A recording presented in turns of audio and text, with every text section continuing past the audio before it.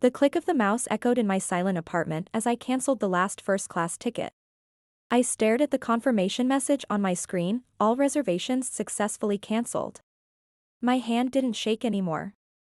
On my phone screen, the Instagram post still glowed accusingly, "Paradise with my loves." #engaged, #Hawaii. #blessed. My sister Emily, beaming on a pristine beach, flanked by our parents and her fiancé's family. A vacation I was paying for but wasn't invited to. I laughed then, a hollow sound in my empty living room, as I blocked their numbers one by one. For the first time in my life, I was finally free. I was 4 when my life changed forever. That's when my sister Emily was born and I suddenly became invisible in my own home.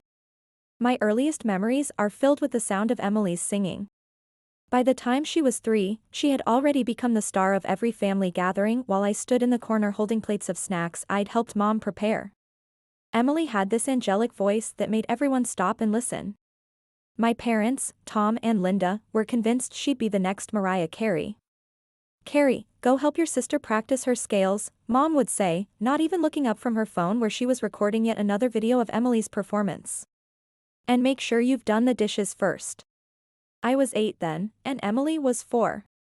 While she twirled around the living room in her pink tutu, I was learning how to use the washing machine because Mom was too busy coordinating Emily's singing lessons. I remember staring at my reflection in the washing machine door, my face distorted in the curved metal. Sometimes I wondered if that warped image was how my parents truly saw me, just a blurry, misshapen version of the daughter they actually wanted. "Why can't I go to Sarah's birthday party?" I asked one Saturday morning when I was 12. Mom rolled her eyes. "Because Emily has a performance at the community center, and we need you to help with her costume changes." "But I promised Sarah, don't be selfish, Carrie," Dad cut in. "Your sister needs you. She's got real talent, unlike," he stopped himself, but I knew what he meant. "Unlike me." I'd watch them in moments they didn't know I was looking, the way Dad's eyes would light up when Emily entered a room, how Mom would unconsciously smooth Emily's hair while walking past her. They never looked at me that way. I learned early to find my worth in what I could do for others, not in who I was. I remember the day everything changed. Emily was 11 and I was 15. She and her friends had gone to the mall without supervision, something I'd never been allowed to do at that age. They spent hours at the ice cream parlor, ordering sundae after sundae, competing to see who could eat the most. The next morning, Emily woke up with a sore throat. It got worse quickly, developing into a severe case of strep that left her vocal cords damaged. The doctor said she might never sing the same way again. I was in the kitchen doing homework when they came back from the hospital. "This is your fault." Mom screamed at me. "You're her older sister, you should have been watching her." "But I was doing the laundry and cleaning the bathroom like you told me, no excuses." Dad slammed his hand on the table. "You're grounded for a month. No phone, no TV, nothing. Maybe that'll teach you to take responsibility." Dad had always been quick to anger, especially when it came to Emily.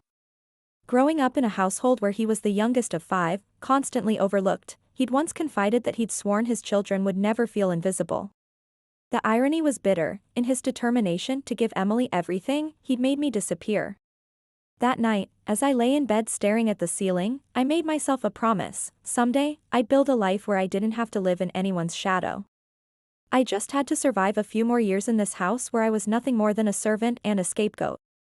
The next 3 years passed in a blur of chores, blame, and quiet resentment. Every time Emily got into trouble, sneaking out, skipping classes, or borrowing Mom's credit card, somehow it circled back to being my fault. The acceptance letter from State College sat on the kitchen table between us, next to Mom's meatloaf. I'd chosen dinner time deliberately, they couldn't easily escape the conversation. "It's the most affordable option," I said, trying to keep my voice steady. "The tuition is reasonable and oh, we don't have the money, Carrie." Dad didn't even look up from his plate. Emily snickered from her seat. "Maybe you should have developed some actual talents instead of just doing chores all day. You could take out a loan for me," I pressed on, ignoring her. "I'll write you a receipt promising to pay back every penny once I graduate and get a job. Please, this is important to me." Mom sighed that martyred sigh she'd perfected over the years. Honey, we're not taking out any loans. College isn't for everyone. Why don't you look for a job at the mall, or maybe that new cafe downtown? But I got a scholarship that covers part of the tuition. I just need help with the rest. I've researched everything, made a budget, enough. Dad's fork clattered against his plate. We said no loans, end of discussion. Some people are meant for college, others aren't. Accept it and move on. I stared at my untouched dinner, fighting back tears. Through blurred vision, I saw Emily smirking, enjoying the show as always. Behind Dad's harsh words, I glimpsed something else, fear. Fear that I might succeed where he had failed, having dropped out of community college after one semester. His own father had called him a quitter then, and sometimes I wondered if he saw his father's judgment reflected in my determination. That night, I called my best friend Rachel. We'd been close since middle school, bonding over our shared love of math and our positions as outsiders, me because of my family situation, her because her Korean immigrant parents owned the popular Golden Dragon restaurant downtown. They won't help, I sobbed into the phone. They won't even consider taking out a loan. All these years of straight A's, of doing everything right, and they won't even try. Rachel was quiet for a moment. Come over tomorrow. My parents want to talk to you. The next evening, I sat in the restaurant's office with Rachel and her parents, Mr. and Mrs. Kim, after closing time. They'd known me for years. I'd spent countless afternoons doing homework in their restaurant, escaping my chaotic home. We've watched you grow up, Carrie, Mrs. Kim said. You're like second daughter to us. Rachel told us everything. Mr. Kim nodded. We will pay your tuition. I started to protest, but he held up his hand. You will work here part-time after classes. Good wages, flexible schedule. Pay us back slowly, no interest. This is investment in your future. After a while, I moved into my dorm room at State College. My parents barely noticed when I packed my things. They were too busy planning Emily's big piano recital, their latest attempt to find her a new talent to replace her lost singing voice. I started classes during the day and worked evenings at Golden Dragon, learning everything from waiting tables to managing inventory. The call came on a random Tuesday during my sophomore year. I was studying in the library when Mom's number flashed on my phone screen. For a moment, I just stared at it, my heart racing. We hadn't spoken in months. Hey, sweetie, she said, sounding distracted. There was noise in the background, probably Emily practicing something new. Just checking in. What have you been up to? I'm in college, I replied, waiting for the questions about money, about how I was managing without their help. Oh, that's nice, she said vaguely. Emily's getting straight A's in her advanced classes. We're so proud. She's really finding herself since, the voice thing.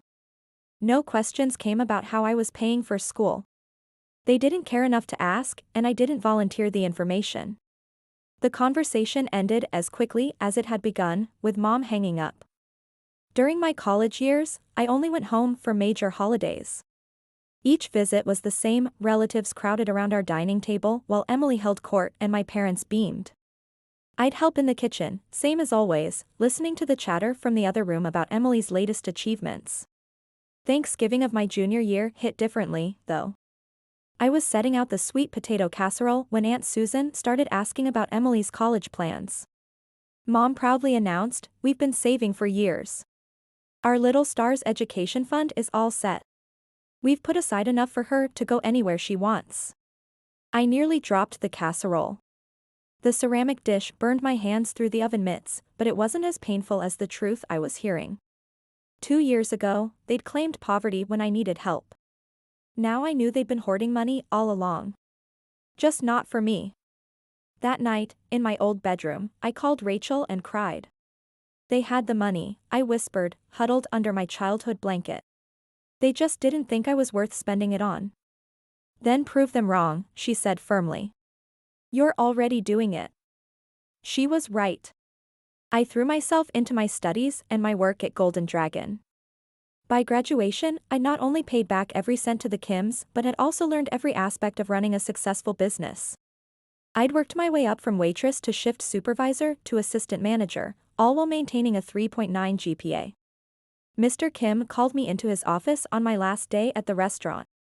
"I have friend at Morgan and Chase Corporate," he said, sliding a business card across his desk. "They need someone smart, hardworking. Someone like you." I told him about how you transformed our inventory system, increased efficiency by 30%. He very interested. A week after graduation, I walked into my new office at Morgan and Chase, wearing a suit I bought with my own money. My desk nameplate read Caroline Mitchell, Junior Analyst. Within 6 months, I was leading my own team. By the end of my first year, I'd gotten 2 promotions and was managing projects that caught the attention of senior leadership. Christmas came around again, and something felt off the moment I pulled into my parents' driveway. The house was dark except for the living room window. No cars lined the street, and the usual elaborate decorations were missing. Mom answered the door in an old sweater instead of her usual holiday attire. "Emily's not coming?" I asked, stepping into the oddly quiet house. The familiar scent of Mom's traditional Christmas roast was noticeably absent. "She's celebrating with friends," Mom said, wringing her hands. Their families rented a cabin up in the mountains. Very exclusive. The dining room table, usually groaning under the weight of Mom's extensive holiday spread, held only a store-bought ham and some microwaved sides. No relatives bustled about, no Christmas music played. Dad sat in his armchair, looking older than I remembered. "We've had some setbacks," Mom finally admitted, her voice barely above a whisper. She glanced at Dad, who nodded slightly. "The investment your father made didn't pan out. We had to take out loans to cover the losses. Christmas with the whole family just wasn't in the budget this year." I later learned that Dad's investment had been a desperate attempt to recapture the financial security of his youth. His father had lost everything in a similar scheme when Dad was in high school, forcing him to abandon his own college dreams. Now history was repeating itself, and the shame in his eyes as he sat in that dimly lit living room told me everything. I watched them pick at their food, these people who'd once seemed so powerful, who'd controlled every aspect of my life. Now they looked small, defeated. Despite everything, something twisted in my chest. "Give me a minute," I said, pulling out my phone. I scrolled through delivery options. Thank God for restaurants that stayed open on Christmas. 20 minutes and several $100s later, I'd ordered a feast: prime rib, glazed ham, truffle mashed potatoes, roasted vegetables, 3 different pies. The food arrived in elegant packaging, filling the house with the rich aromas of a proper Christmas dinner. As we ate, I caught Mom eyeing my designer watch, the silk blouse that cost more than their monthly utility bill. "We've been thinking," she said carefully, sharing a look with Dad, "since you're in such a good position now, maybe you could help us out. Just temporarily, until we get back on our feet." I studied them over my wine glass. Part of me wanted to remind them of their words when I begged for college money: "Some people are meant for college, others aren't." But looking at their worn faces, I couldn't do it. "I could set up an additional card on my account," I heard myself saying, "with a monthly limit." Mom's eyes lit up. "Oh, sweetheart, that would be $1,000 a month," I said firmly. "No more." They nodded eagerly. It was more than they'd expected, though less than a week's pay for me now. A few days later, I had the card issued and delivered to Mom. They promised to be careful with it, to respect the limit. For several months, they kept their word. The charges were reasonable: groceries, utilities, basic necessities. I barely noticed the money leaving my account. Sometimes, reviewing the statements, I'd see charges from the grocery store where I'd worked one summer during high school, trying to save for college. The irony wasn't lost on me. 2 years passed, and I foolishly thought things were getting better. The monthly allowance had created a rhythm to our relationship. Mom would call to chat about their expenses, and somehow that evolved into actual conversations. Or so I thought. Emily and I even started talking again, though her competitive streak hadn't changed. Every time I mentioned a work achievement, her smile would tighten, her eyes would narrow just slightly, telltale signs I remembered from childhood. "Senior project manager? That's nice," she'd say in the same tone she used to dismiss my high school achievements. I'm actually up for promotion at Wilson and Company. It's a smaller firm but very exclusive. Not everyone can handle the pressure there. Mom and Dad couldn't stop talking about Emily's new boyfriend, James. He comes from such good stock, Mom would gush during our monthly calls. His parents owned that real estate company downtown. The monthly charges on Mom's card had stayed reasonable all this time: groceries, utilities, the occasional dinner out. Normal things. Expected things. I'd even started to feel good about helping them, like maybe this financial support was healing our fractured relationship. Then came the Instagram post that shattered everything. Paradise with my loves. Hashtag engaged, hashtag Hawaii. Hashtag blessed. Emily's caption read. The photo showed her and James on a pristine beach, our parents and his beaming beside them. Mrs. Anderson, James's mother, wore a designer sundress. Mr. Anderson stood proudly next to his son, one hand on James's shoulder. My finger froze mid-scroll. When had this happened? Why hadn't they told me? The next post made my blood run cold. So grateful to Mom and Dad for making this magical engagement trip possible for everyone. They insisted on treating both families to this dream vacation. Best parents ever. Hashtag sponsored by love. Something clicked in my brain. I opened my banking app, hands shaking. There they were, the charges on Mom's card, far exceeding the monthly limit I'd set: 6 round-trip first-class tickets to Honolulu, $12,400, Grand WEA Resort, 3 Ocean View Suites for 7 nights, $18,600, welcome dinner at Morimoto, $2,800, couples spa treatments, $1,200, sunset sailing excursion, $1,600, private beachfront dinner arrangement, $3,500. They'd used my money to fund their secret family vacation, one I hadn't been invited to. They'd thrown an elaborate engagement celebration for Emily and her future in-laws, all while excluding the person who was actually paying for it. My hands were shaking so badly I had to try 3 times to dial Mom's number. 1 ring. 2 rings. 3. Hello? Mom's voice was breezy, casual. Hawaiian music played in the background, along with the sound of waves and clinking glasses. Laughter. I recognized Emily's distinctive giggle. Where are you? I kept my voice steady, professional, the same tone I used in difficult board meetings when dealing with hostile clients. Oh, honey, she hesitated, the music growing fainter as if she was moving away from the party.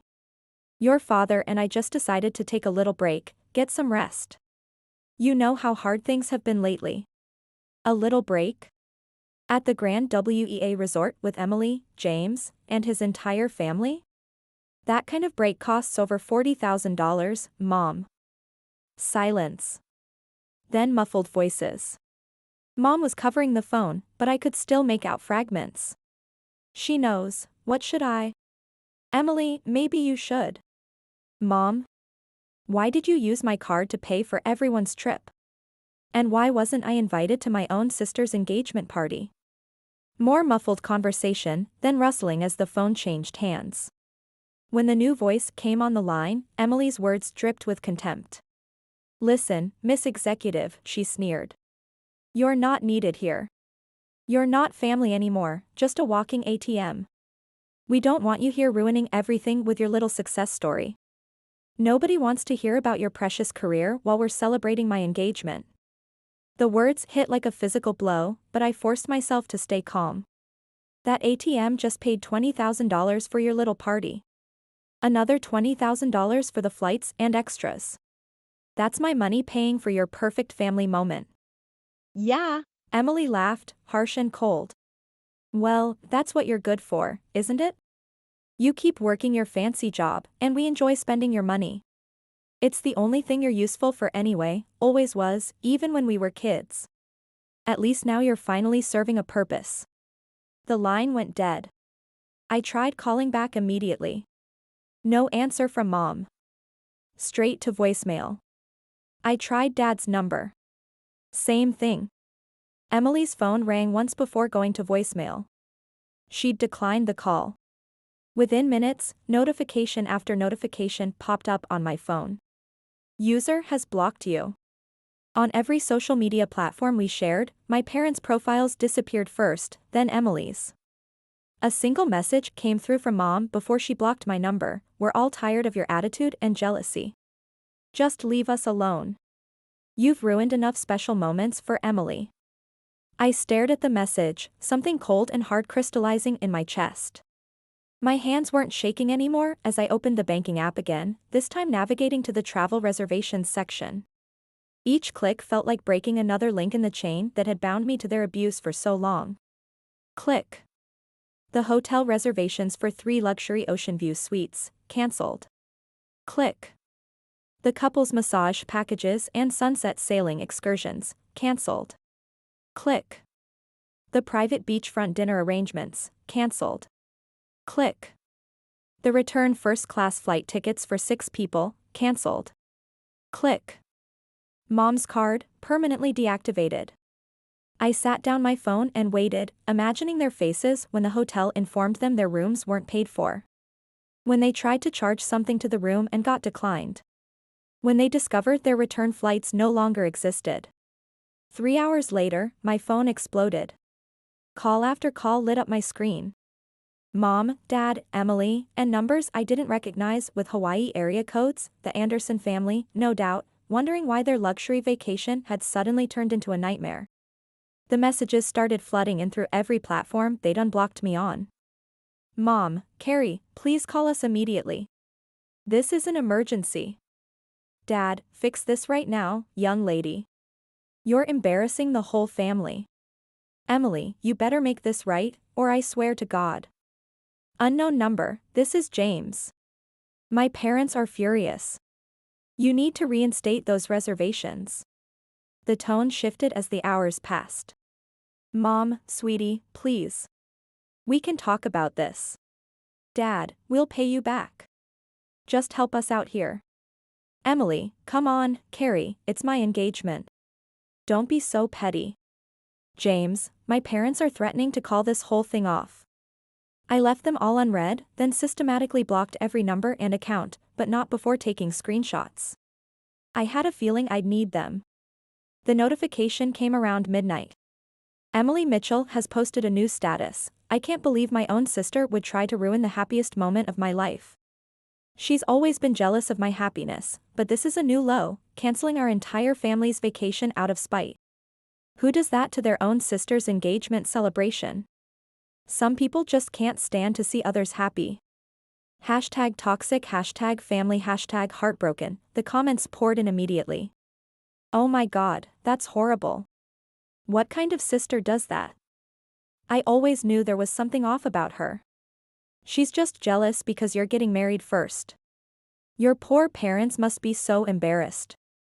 I had stayed quiet long enough. My fingers flew over the keyboard as I crafted my response. Let me tell you what really happened. My parents have been using my credit card for basic expenses, limited to $1,000 a month. Yesterday I discovered they'd spent over $40,000 of my money to fund a luxury Hawaii vacation for Emily's engagement. They didn't ask. They didn't tell me. They didn't invite me. When I called to ask why, Emily told me I wasn't family, just a walking ATM. My mother's final message before blocking me: "We're all tired of you." So yes, I canceled the reservations I never authorized. I canceled the return flights I never agreed to pay for. I stopped funding the vacation I wasn't welcome to attend. Here are the screenshots of every message. Here are the credit card statements. Here's the truth about your poor Emily and her ruined engagement party. Judge for yourselves who the toxic ones really are. The tide turned immediately. Comments shifted from condemnation to support. Oh my God, Emily, how could you? Using your sister's money while excluding her? That's cruel. Those poor Andersons getting caught up in this family's drama. Carrie, you did the right thing. Stay strong. The aftermath unfolded like a slow-motion train wreck. Through mutual friends and social media, I learned the full extent of the chaos I'd unleashed in Hawaii. My parents had to borrow money from 3 different friends just to book economy flights home. They'd been forced to check out of the Grand WEA resort in front of all the other guests. Emily had thrown a tantrum in the lobby that ended up on TikTok. The real explosion came when the Andersons realized they'd have to pay for their own accommodations. They'd been promised a fully paid luxury vacation, only to discover they'd been caught in my family's web of lies. "We trusted you." Mrs. Anderson apparently screamed at my mother by the pool. "You said you were taking care of everything. Do you have any idea how embarrassing this is?" Emily, true to form, made everything worse. "Oh, stop being such greedy beggars," she shouted back. "If you can't afford a few nights in Hawaii, maybe your son isn't good enough for our family after all." James had stood there in shocked silence before finally speaking. "You're right about one thing," he'd said quietly. "Someone isn't good enough for someone's family." He pulled the engagement ring off Emily's finger and walked away with his parents. The engagement was over. Emily's dream wedding cancelled before it even began, all because they couldn't resist the temptation to steal from me one last time. A week after they returned home, the knocking started. "Carrie, honey, please open the door," Mom's voice trembling through the solid wood of my apartment door. "We need to talk. We know we messed up. Just give us a chance to explain," Dad's voice joined in. I sat on my couch, not moving, barely breathing. The TV was muted, but the blue light flickered across my face as they continued to plead. The knocking continued for 20 minutes before they finally gave up. I later heard they tried to get my building manager to let them in, claiming it was an emergency. He'd called to check with me first, and I told him not to let them up again. Rachel came over that night with takeout from Golden Dragon. We sat on my balcony, looking out over the city lights. "Your post got shared in some family trauma support groups," she said, picking at her noodles. "A lot of people are calling you their hero. Standing up to toxic family members, setting boundaries." I thought about all the years I'd spent trying to earn their love, trying to prove I was worth something. All the money I'd given them, hoping it would finally make them see me as family instead of just a resource to be used.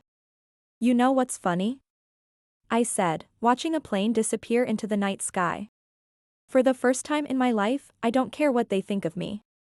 I don't care if they're sorry. I don't care if they change.